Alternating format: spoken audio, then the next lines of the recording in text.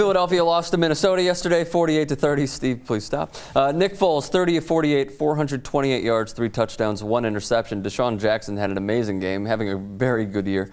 10 catches, 195 yards. He has a career best 75 catches, 1,275 yards, and 9 touchdowns. Matches his best. But you guys were saying earlier in the show that this loss didn't really matter for the Eagles. No, the loss didn't matter for the Cowboys. They still have 2 winnable games. I mean, they still, like last year, they'll still have a game to decide the division at the end of the season that they can win. This is a bad loss for the Eagles. For the Eagles, it's a very bad loss. Very bad loss. I thought so. Yeah, the Eagles could have been, in fact, a hugely bad loss for the Eagles. You're shaking your head. Why? Okay, so yeah, it's irrelevant. I hear what you guys are saying. They shouldn't lose to Minnesota. What are you doing, right?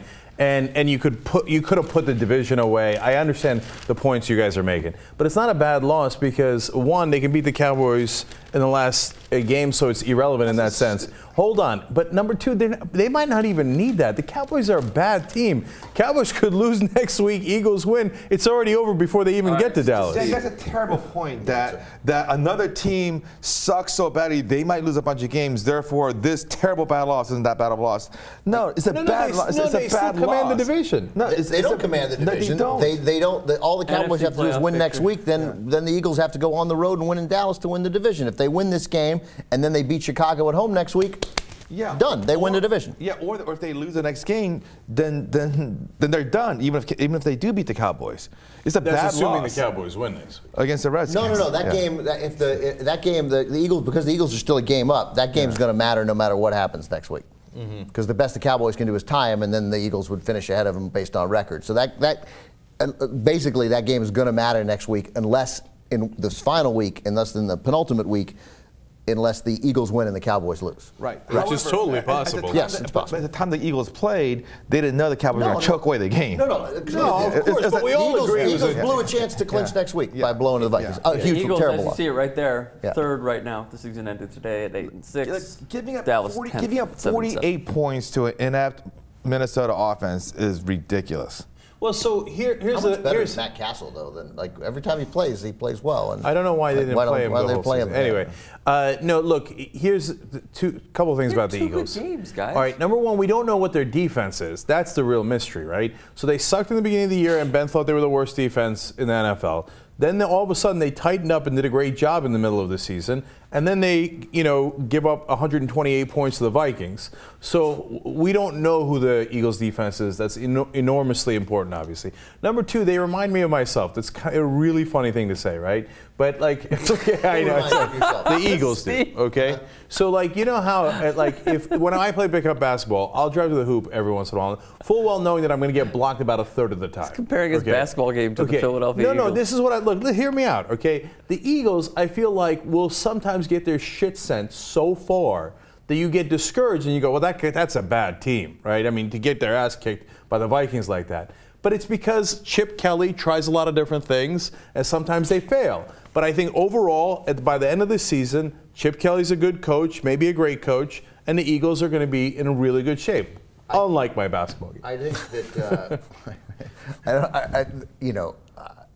I have few friends better than you in the world. I have no friend who I want to be wrong more passionately. Well, that's what good friends are for. Totally. Why? Right, because it's the conviction, because it's somehow it became about his basketball driving to the hoop.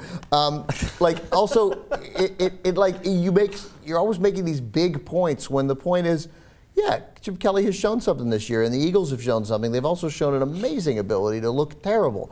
And there's no guarantee at all that the Eagles are going to win the division. In any way, they haven't. They've shown the same kind of bad mistakes that the Cowboys have shown.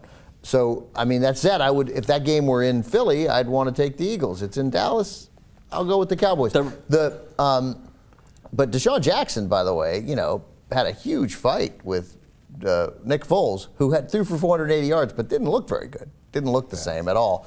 Missed Jackson on the play that Jackson freaked out on. And, they're handling it all now and saying that it's all, it's about business and passion. But DeSean Jackson acted like a little baby. Eagles could beat I'm not a big fan of DeSean Jackson. Why? I like his game, but he's immature. Did he spike the ball at the 1 yard line? Twice. Yeah, twice. Twice. Yeah, come on. Okay. No, he didn't spike it. He dropped it. He dropped it. Because he's so cool. Idiot. Yeah. He's so an cool. idiot. Yeah. I can't Spiking stand it would him. be a little more badass. Dropping it is just idiotic. There's nothing badass about spiking or dropping it at the half-yard line. Nothing. Maybe. It's so dumb. Like, you're so But if cool. you had to choose. You have to drop it the second you cross the plane. so stupid. Except you did it half a second early. By the way, it's so Matt dumb. Asiata, does anybody know where he went to college? He had 3 touchdowns for the Minnesota Vikings. I think if I'm not mistaken, Matt Asiata played in sort of a fraternity league at Cornell, didn't he? Am I wrong? No, that would be the birthday boy. University of People Forest. often get me confused. He was undrafted in 2011. He went to Utah. Oh, good for Matt. Undrafted in 2011. So good for him. Asiato sounds like something you'd put on your fettuccine. It does, yeah. I'll have some Asiato with that. We'll You think sprinkle the Asiato? Asiata cheese.